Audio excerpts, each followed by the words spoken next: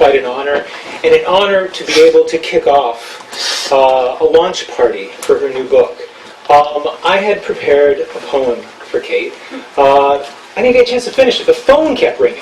So most of you here kind of know, okay, City Lights, it's going to be crazy like that. But I came close enough. So it's called Why I Believe Kate Braverman's Work is Important. I believe Kate Braverman's work is important because she is the closest thing that San Francisco has to a one-woman literary commando unit. Kate's work is important because when she chooses to write about a given topic, look out. Kate's work is important because she approaches writing with a forensic precision, elevating wordcraft to a whole new level. Putting it plainly, she is one of the most powerful writers presently living in the Bay Area, if not the country. Her prose burns. It acts as a red-hot solvent, eating away at bourgeois culture. Kate's agenda is revolutionary, yet never to be bogged down by dogma. Kate's work is important because it flows, it dances, it seethes, it rocks. It is multi-dimensional. I must also mention that her commitment to feminism in her work elevates her work to a whole nother level. I'm not speaking of a Andrea Dworkin kind of feminism. I'm speaking of Hélène Cixous in the way that she subverts the masculine white discourse. Kate does the same thing. She creates a space and a voice for women in the world of letters. And this is why I believe her work is important, because it is a chronicle for our times. Tonight, we're celebrating, actually not one book, we're celebrating 3 books actually. There's Small Craft Warnings, which is a new collection, and then we have the 25th anniversary of Lithium for Medea, which is her classic, which is like, it psychs me, because, who hasn't read this book in this room? Get a copy tonight! And then of course, Frantic Transmissions, which, it's easy to call this book a memoir, but that would really be doing it an injustice. Kate has done so much with this book. And like I said, chronicle for our times. This book is a tool. We're really very honored. She's going to be reading tonight from a piece that was not included in this book. I'm not going to go into all the reasons why. I mean, she may want to. But really very, very honored to have her here at City Lights. Please join me in welcoming her.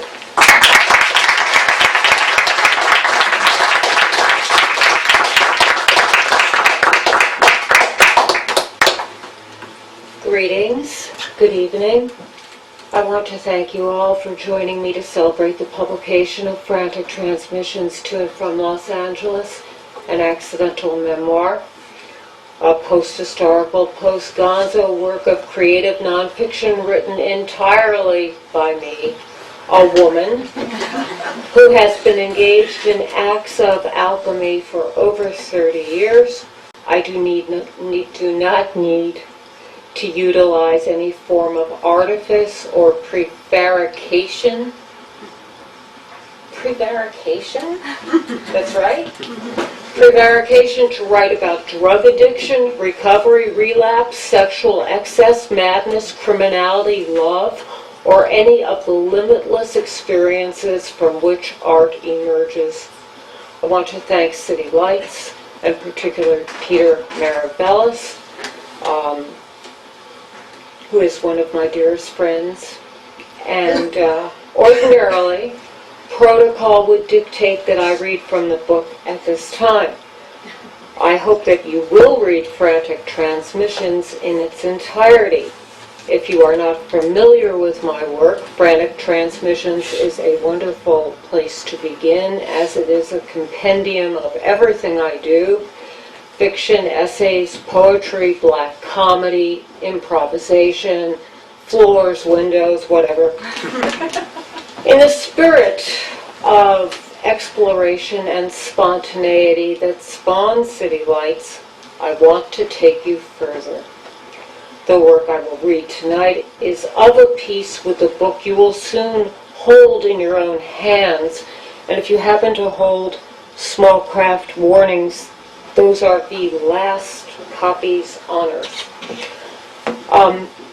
While Frantic Transmission ends with a piece titled P.S. House for Sale, our 150-year-old farmhouse in Appalachia was in fact for sale when an ultra-frantic transmission came running across the Allegheny Mountains through antiquated phone lines, beamed out to bounce off satellites, gathered as microwaves on a mountaintop, converted into a radio signal to the communications center of a boat steaming past Moorea under the Southern Cross, to slide under the door of our cabin in the middle of the night. In that envelope, a miracle composed of equal parts luck and disaster. The house we expected to take at least a decade to sell had been sold, but only if it could be vacated within 2 weeks. The logistics left us with the brutal reality of 5 days to pack up our lives and get out of town, and we did. The result was an epic trip. Moving from Allegheny to San Francisco could be likened spiritually to moving from Tehran to Kathmandu. But instead of crossing the Khyber Pass, we had to cross America in the middle of that vicious, ugly, crude spectacle, also known as the 2004 presidential campaign. I'll read an excerpt from what I intended to be the end of the book. My publisher did not see fit to include it. There were no editorial discussions whatsoever. Since so many of you are my friends and colleagues, this piece has been deconstructed, and much of the rhapsodic writing appears in other sections of Frantic Transmissions, which as an entirely experimental work was quite malleable to movement, as some pieces are not. This one was almost infinitely malleable. But there was a distinct political and moral trajectory to this ending that does not appear in published form. Perhaps it created a bit of fear and loathing when it arrived on my publisher's desk. If so, I consider it a badge of honor. I am sorry I cannot read all of this. When I read it out loud, it was 2 hours and 30 minutes. So if you will just kindly indulge me for 34 minutes, I can tell you about our trip across America during the summer of 2004. You may recall, perhaps in San Francisco it didn't resonate like it did the blue and red states, and we lived in an area of the world that has always been red. They didn't even vote for Roosevelt there. They did not vote. They voted against Roosevelt in this area. And there's a lot that I can't read. It's a very funny piece, and it's already been deconstructed, and it doesn't exist. So it is curious, and I will have to excerpt it as I go along. And while we thought that we had removed everything of value from the other house, it is the things that we leave behind that are the most significant, like my mother's pink plastic hairbrush that was on her desk when she died, all those sorts of things, the report cards from our children, the little trinkets that we don't think about but cannot divest ourselves of, and we found ourselves with all of that, plus whatever was in the safety deposit boxes, nailed under floorboards, all those things that were stashed that we then had to drive across the country in the blue and red time. So with that in mind, and the fact that I'm losing all of the funny parts, a lot of what was funny in this was the idea of being middle-aged and the incredible infrastructure that middle age requires, the hefty bag of products we dare not leave the house without, and I mean hefty bags. Some of you may know what I mean, yeah. And on this trip across the country, which took about 2 months, there was much to reflect upon, and I'll just do the best I can in this excerpted version while first having an allergy attack. Is this going on the camera? Everything is. Okay. Our journey through bushland was fraught with the potentially cataclysmic. We had the stigma of New York license plates on our car, UC Berkeley and Hillary Clinton for Senate bumper stickers, and Semitic features. What was America last summer? The Carrie Edwards train. Oh, this piece is called Chasing Trains.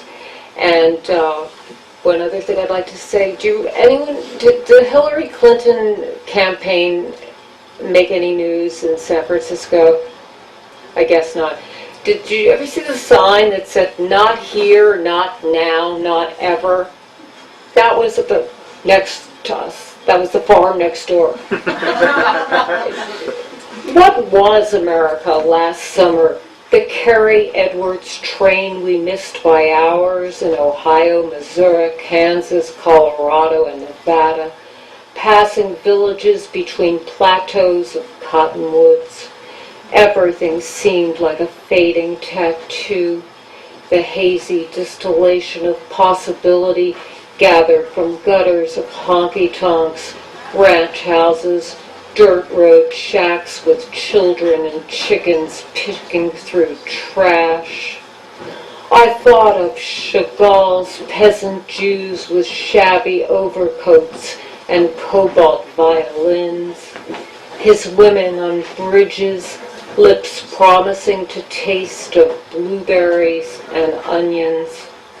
Now autumn was behind me, the siege of henna, burgundies and clarets, proclaiming the season for alcoholics and drug addicts, women who smoke, collect divorces, run red lights, drunk, feeling themselves coming apart like a landscape in a brutal confusion of amber and russet, women in sheds with rats, houses they inhabit in partial shadow, as if on probation.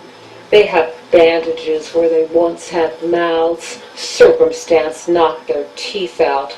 Did the Carrie Edwards train stop in their Ohio town? We were navigating chromosomal networks of highways, the sapphire of Watson and Crick on heroin, dusk ridges a hate ashberry velvet blue. You had a jacket like that once. You stitched sequins and shapes of constellations across the cuffs in rooms smoky indigo, where poetry was read out loud, marijuana passed mouth to mouth, and exploring consciousness was a sacred rite. We don't know how such examinations became degraded and officially outlawed. We drove, following the pulse, veins like tiny lapis lazuli tributaries. Outposts are there, the clandestine blue implying biochemical discovery is on the doors in Santa Fe, painted to mirror precisely summer sky. It's the way sage and pinon turn azure after lavender lightning monsoons in Tucson late afternoons. Skies and neon seizures like fireworks or confetti falling from deciduous forests embossed by a soft gold filigree. They will be a perpetual slow burn, their purpose obvious, undeniable, the way a blizzard or marriage is. We missed the Carrie Edwards train by a day in Kansas City. Even the banners were removed. We aimed south and west. I craved solar radiation after 8 tawdry autumn rapes at the maples, stripped of their wet orange leaves, the color of mistakes. Forests become abstract, defoliated. Nothing is hidden. Conceptual twig weavings where cardinals once were, roadside cemeteries of corn stalks, piled husks, hay spooled up like fields of tombs. There are forms of exile they don't have visas for. That's when women seek asylum and divorce, regions where you don't speak the language, and it's a permanent night of broken moon like stained teeth and deer racks, a faint amber fragile as antique lace. We were 3 hours late in Winslow. The Carrie Edwards train was gone. We drove south into a noon sun, and I was immune. Each day I gradually pulled off more of my bikini. I considered removing it. Sun, immersion in a cold tub until I shivered. Sun, then the 4 o'clock monsoons with streaks of fierce pink lightning. This was a punctuation I understood. What did Carrie Edwards see from their train in Phoenix? Citizens and plazas adorned with bronze statues of generals brandishing swords and rifles, revered for a butchery we do not justify and abhor, church bells slicing days and divisions we reject. Did they notice women in windows of rented bungalows at dusk, thinking they want to cut the wrist of winter and bleed like a river in mist under a curse of lingering oaks? They are aching for a lamplight, a pier, an alley or dock. Don't we all need a cot for the night? We were an hour late in Gallup. Did Carrie Edwards see women on porches with the exposed skin of those who choose vagrancy? No chest x-rays, florist or priest. Some shed conventional increments. They are solitude, distilled, refined, beneath reefs of constellations like uninhabited archipelagos abandoned as they slept. Shifts are inexplicable and subtle, betrayal both planned and accidental, heartbreak in an auburn dusk, hoarse voice and leaves of chestnuts, the itch of vegetation scratched like a rash, the husband who is taken ill, the daughter struck by a car, the unexpected diagnosis, and the deliberate fall from grace. We missed the Carrie Edwards train with a precision that seemed mystical. Once, in a singular pause, we tilted our heads and heard stars, their patois strings of silver and alpine dreams of glacial lilies, monkshood and delphinium. In maroon bells, I understood middle age. It's a field of poison. You choose, drink or keep walking. We drove to the Grand Canyon, dammed to form an enormous lake. It was 114 degrees. We'd seen America from the electric-lit regatta of Venetian night in Chicago, through Kansas, Aspen, south to Santa Fe and Arizona.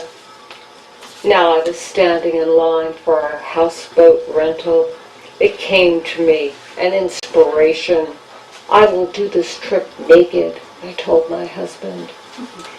He was receiving the mandatory 5-minute houseboat orientation before being handed a map and wished good luck.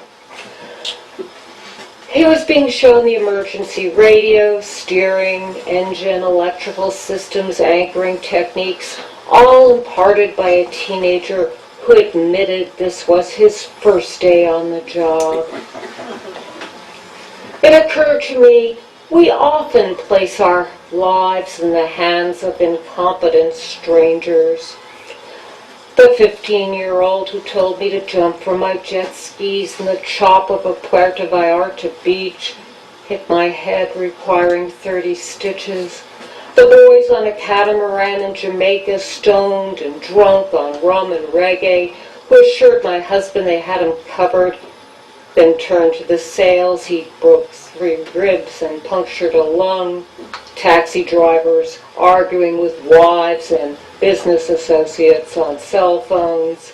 The doctor who didn't get enough sleep the night before your surgery. The girlfriend of a Metro section reporter who gets to review your new novel with savage incomprehension as her first publication. Is there any legislation pending on that? We lurched out of the marina and I removed my clothes. The lake had gone down 100 feet in 5 years. It's a foot a day, rendering our charts obsolete by the hour. Rocks appeared in the center of map-ordained bays.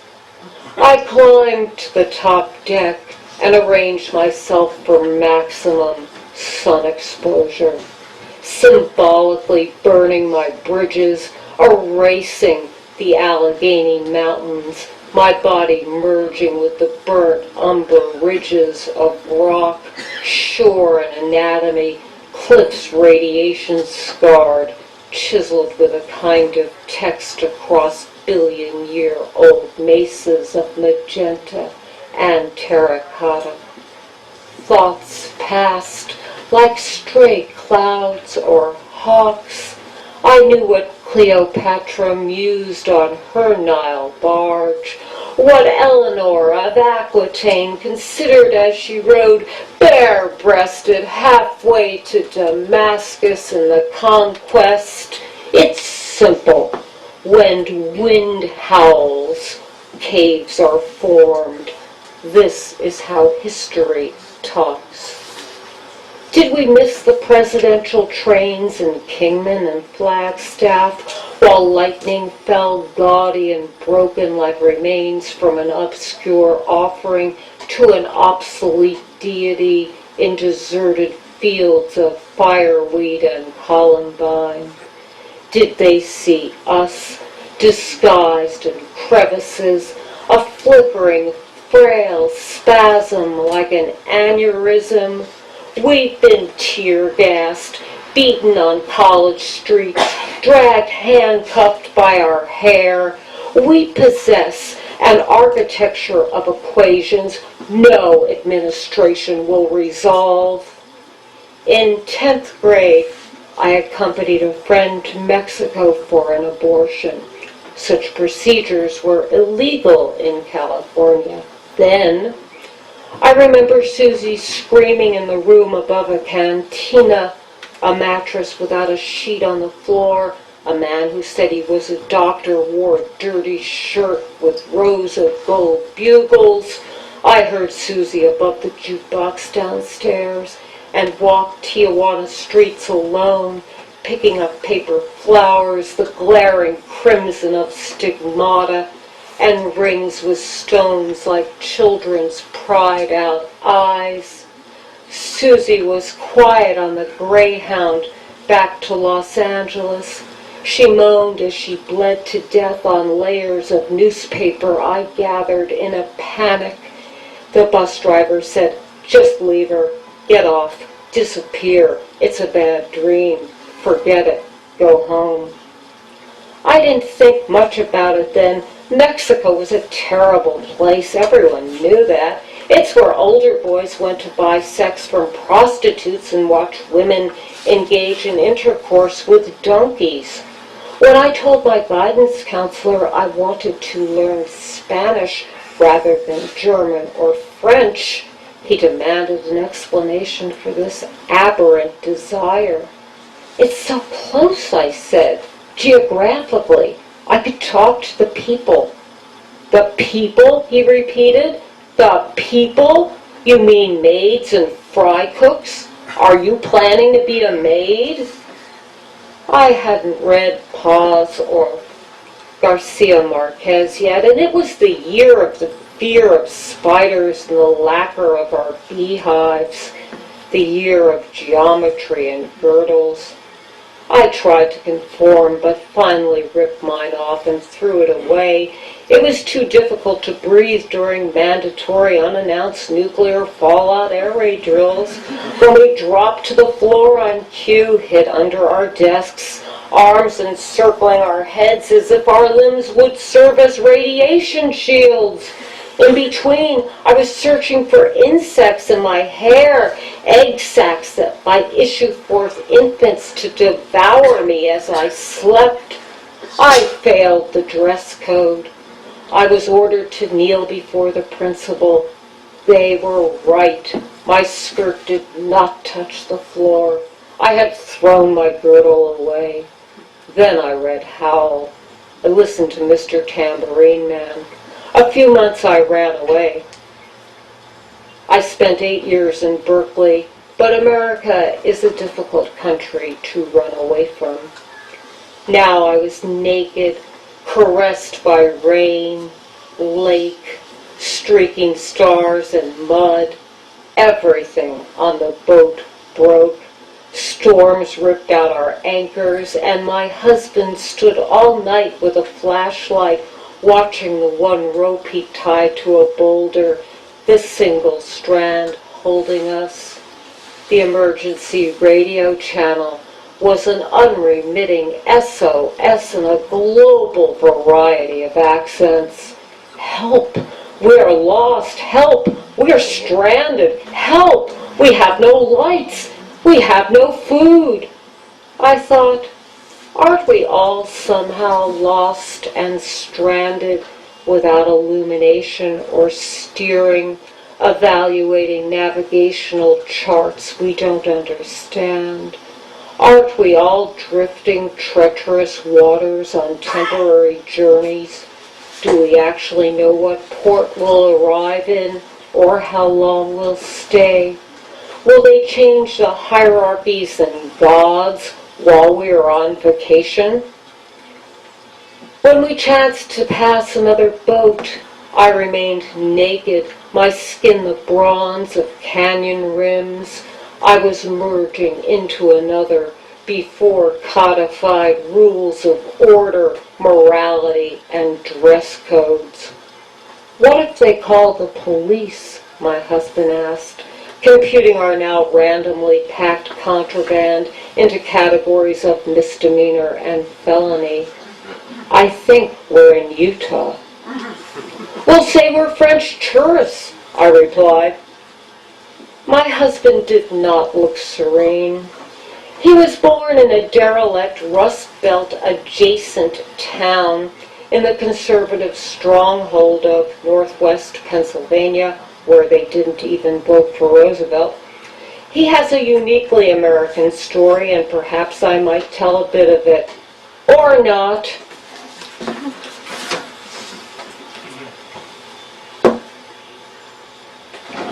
My husband was the identified pariah of his region, being non-Christian, publishing an anarchist newspaper, forming a band, making regular trips to Albany where he brought back marijuana and rock and roll albums, This was how we first communicated across the highways, mountains, and deserts. As a practicing existentialist, he refused a student deferment and draft card. On his 18th birthday, he became a felon. His family disowned him, and he fled. That's another felony. Employment opportunities for 18-year-old multiple felons were limited and non-traditional. He washed dishes in a nursing home, witnessing the abuse, insult, and starvation of the elderly. He worked as a janitor. He loaded trucks. College girls, doing their part for the anti-war movement, let him sleep on a kitchen floor next to a cat box for 3 months. He remembered the broken window and smell of feline feces and urine, how it made the wind sting. One February, he hitchhiked through an ice storm to see his grandfather, Harry, who he loved. Harry was a traveling salesman. They met in a coffee shop in Syracuse. Grandfather Harry drove a bruised Buick with 250,000 miles on it between kosher bakeries from Scranton to Pittsburgh to Buffalo, selling vats of apricots and cherries to men who wore flour-dusted aprons, had beefy arms, and spoke with Russian accents. Grandfather Harry took him on the road every summer, the firstborn and favorite grandchild. Harry carried boxes of chiclets and bags of M&Ms in his truck. They shared a bed in motels. His grandfather's snoring was a form of music, a sort of percussion and a sequence of repetitions he could trust. A decade later, they arranged their meeting by furtive public phone calls. Grandfather Harry brought him breakfast and managed to get him a cash job selling shoes. This, a woolen navy overcoat, and one $50 bill kept folded in a perfect square, hidden in his shoe, was all he had to offer. "I don't understand why you're doing this," his grandfather kept repeating. "I don't understand," Harry said and wept. "You were the smartest. We thought you would be a doctor." His grandfather shook with emotion, and tears fell on the orange formica table, forming a calligraphy. Outside was gray like metal and tin. Wind piled smeared snow over the curb where the Buick was parked. He never saw his grandfather again. My husband had certain skills, though. Raised in a rural environment, he was familiar with all types of guns. As an object of hatred, he had learned the nuances and edges of violence. His rumored knowledge made him attractive to the underground loose affiliation of sociopaths, underage patriots, and criminals who called themselves the Resistance. He manufactured illegal substances in university labs at night and was employed as a babysitter in drug deals. That meant he was the one with the sawed-off shotgun under his navy coat, and everyone sensed he would use it. He was involved in robberies of local armories and facilitated the sale of weapons to the Black Panthers and Weathermen. When the Rockefeller laws were enacted, New York became a difficult place to get a joint in. With his rural background, he was intimate with soil cultivation. A syndicate family set him up in a remote farmhouse. The structure was gutted. High-intensity lamps purchased and installed. Cardboard cutouts of people were placed behind curtains in the windows, just in case. He was dropped off with pounds of seeds and boxes of peat pots. Sacks of beans, brown rice, peanut butter, a pound of opiated hash, and 90 hits of chocolate mescaline. He did not see another person for 6 months. During this particular winter alone, he listened to Cream, Miles Davis, read Paul Bowles, Burroughs, Graham Greene, Camus, Marx.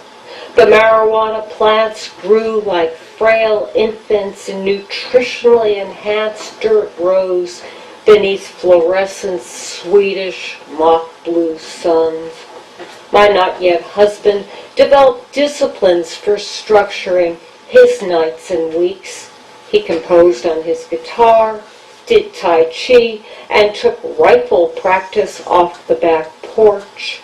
He kept an M14, skis, parka, and backpack with survival gear and extra bullet clips by the cellar door.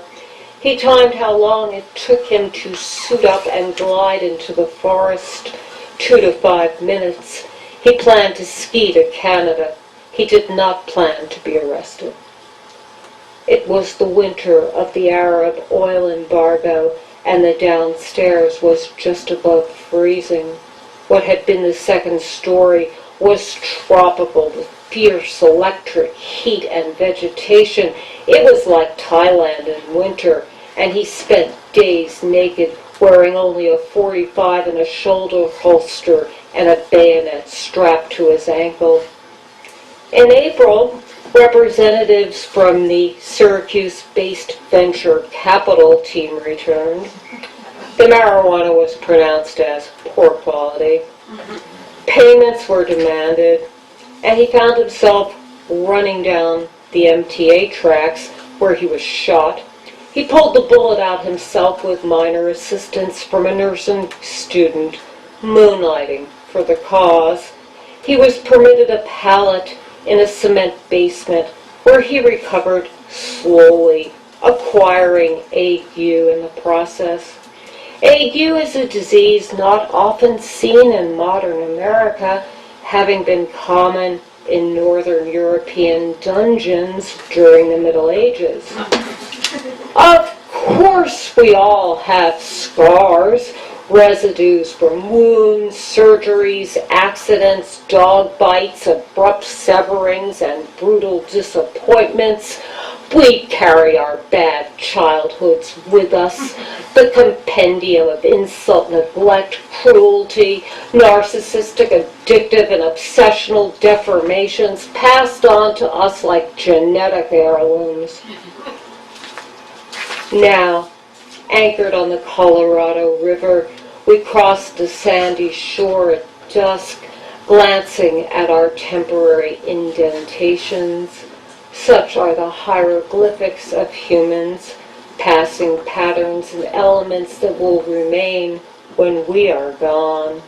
Gone extinct or to another solar system, gone through a viral mutation, gone by evolution into a sentient chemistry we could not recognize, gone by an implausible collision with a delinquent fragment of star. Gone. I didn't put a shirt on until the marina. It took hours to unload the boat and pack the car. In one bag, an insect allergy kit, a Colt 357, bottles of Valium, hair conditioner, fish hooks, chamber music programs, and bags of silver charms. Perhaps the presidential trains went by while we floated the Colorado. We have eras engraved in memory and consciousness. We are shaped by our own uniquely indigenous circumstance. I have seen the Taj Mahal, ruins of the Yucatan, Blue Mosque, Great Wall of China, Luxor, Sphinx, Ravello, Bali. It did not change my life. Between Boston and Taos is a wilderness. It is desert, I trust. Dry skies over Las Cruces in July. I practice rituals of sagebrush, save salts from the north, Keep tin boxes of juniper seeds in my linens. They make lilies more vivid. Give me strawberries in November when winter resurfaces like a bad dream. My perfume is creosote and cedar. I string necklaces from fox teeth like lamps around my neck, and I can fast for weeks. Some women are ruthless, lean, solitary assassins purified by clarity. It's not for everyone. To be lunar and exposed, mutinous, nervous, and erratic, to rarely sleep, the sky greasy from residues the promiscuous moon left, that senseless glitter. To keep artifacts like flints and needles is to risk and transgress. I let deserts graze my back and crave fire. There is love in every plaza, in the latitudes of Segura and happenstance. Holy is the arroyo, the coyote and cactus. Holy the bandits, bitter citrus, the breeze with salt like stray bullets. Holy the tiny bruja rinsed by rain. How many women with multiple versions of themselves, like so many copper coins, so many hallways, so many lies. China, Italy, Bali, Peru, sand, cobblestone, Varanasi, spillage from gutters turning the Ganges foul with chrysanthemums, urine, stumps from buttery cremations where women squat washing cotton and filling dinner water jugs. We crawl on broken glass in afternoons of blinding sun in ports bearing their original names like a chant that can't be extinguished. We have female instincts that render theft and anarchy trivial. Some women live as if posthumously, watch their mouths bleed when they say thieves. The moments that change a woman's life aren't on the standard issue blueprints. You can't book a flight or purchase tickets. Orders arrive without warning, ambiguous and indistinct. You can't find them on the postcard rack because they are a matter of interpretation, and no 4 by 6 inch laminated replication can contain their indelible resonance. Is there a postcard for the isolation of the Alleghenies, autumn remnants, when there are no more apples like Mars in August, no strings of rose hips, October thins like a woman with leukemia, a flinty antique ivory of silence, the carcasses of sunflowers, moon on another channel, and no ropes? Did I love that light in autumn, clarified and redeemed? The sky nude, not a cobalt humans know, but the blue of tapestries, epics, skin of leaves on ponds like stained glass portals from cathedrals, straining the sun like colanders, the architecture of fall, marrow, pebbles, gravel mouth, thunderstorms, gutted nests, finches left, lamplight was never enough. Do you call that baby's coffin hole stained like nicotine 100 watts? Is that your idea of illumination? And the stark minimalism of enamel and bone, a branch, a piazza, my grandmother's rhinestones. Autumns I thought bells would make me deaf, or that the river wanted to drown me. Rivers think only of bridges, barges, trout. Why would the Genesee, with its ugly flat stones, even know my name? Where is the postcard that shows the moon is never in remission? It rains relentlessly, and I lack the concepts to express my anguish. November nights I read Neruda out loud in Spanish, kneeling on tiles, cold and hard like an ocean of teeth. I won't meet him in Isla Negra. He's dead and I can't get to Chile. There are stories I carry with me from the Alleghenies, packed with my hard copies and mother's hairbrush. Some moments stall with the purity of a woman taking 6 rounds of experimental chemotherapy. Call her Heidi. She was a smoker with a massive metastasis. Her brain was like a clear night sky with constellations, each star a separate cancer cell. It was like swallowing a hand grenade. She sensed the treatments were failing. Her doctors advised she stop. But her spouse insisted she persist.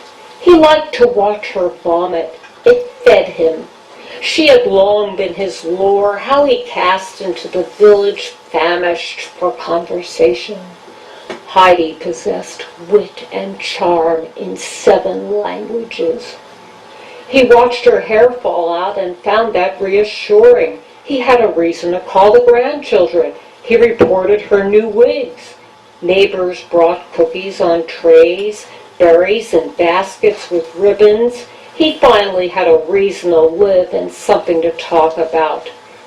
If I could shed mass and cut the barbed wire of maps and borders, thermodynamics, if I had the skill, I would kill that man right now. I think about my husband underground for 6 years. I remember Susie on the bus bleeding to death. And Berkeley, my apartment on Dwight Way, directly across the street from the widely photographed banner, "Welcome to Occupied Prague." Governor Reagan suggested a bloodbath and ordered the National Guard in. Troops in combat camouflage arrived in military vehicles, armed and planted on street corners like aberrant jungle vegetation. We were astonished, stuck flowers in their machine guns, tried to educate them with our tambourines and beads. One guardsman laid down his weapon. What happened to him? Was he sent to a civilian or military prison? Did he remember the red hibiscus in his M14 when he was raped by a sociopathic cellmate or ambushed by a bored gang? Somewhere crossing 20 states, I cast out one life and entered another. It is in the silent exorcisms, when it is not dusk but a gravity of twilight, that we glimpse ourselves. If you know how to look, cerulean currents often mistaken for mirages still shimmer, and stars with their complicated architecture, celestial choreography, and subtle orbits echoing in transit. The grandeur of the great blue wave that defined my aesthetics and politics. That last spasm of lyrical romanticism we called the 60s didn't disappear. It's on the doors of Santa Fe. It's on all the borders. It's in San Francisco Bay. It's disguised now, but unmistakably radiant, ineluctable, a tattoo you wear on the inside, and it doesn't fade. In the millennium, the depots are maintained, trains arrive and depart on schedule, but they only follow the new corporate map. We have the wrong tickets, and the routes don't go where we live. We didn't miss the presidential trains. They missed us.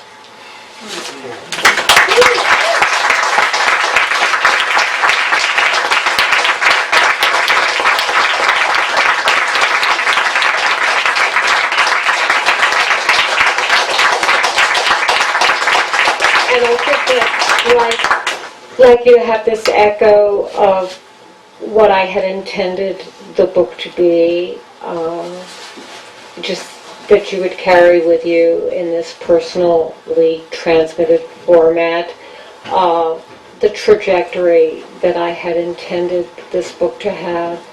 And I think that the fear that publishers have now of making any sort of doing anything coherent or even sensible is a scandal that I wish there was a forum that I could address and that we could all address. I think these are questions that concern us all. So, Frantic Transmissions, the last 7 copies of my short stories that are still in print.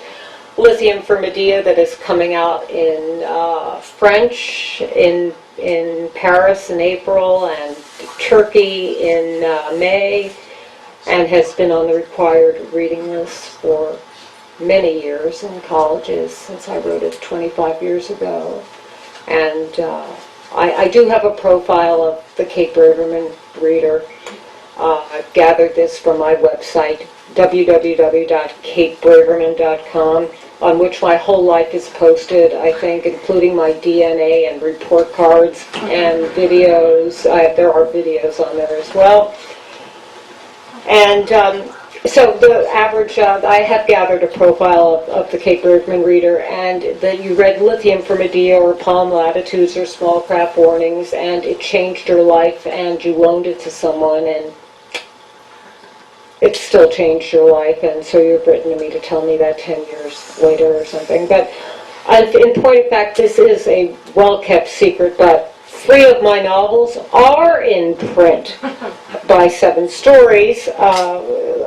Lithium for Medea, with a cover I designed, The Incantation of Frida K, and my great book, Palm Latitudes, are available, not to mention Frantic Transmissions, in which I deconstructed the piece I just read and put it into other sections.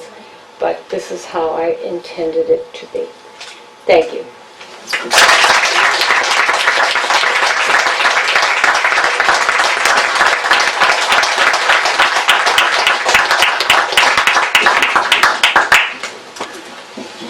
Wine and focaccia in the corner. Books over here. Kate to my right. Buy some books, get them signed, and join us for a toast.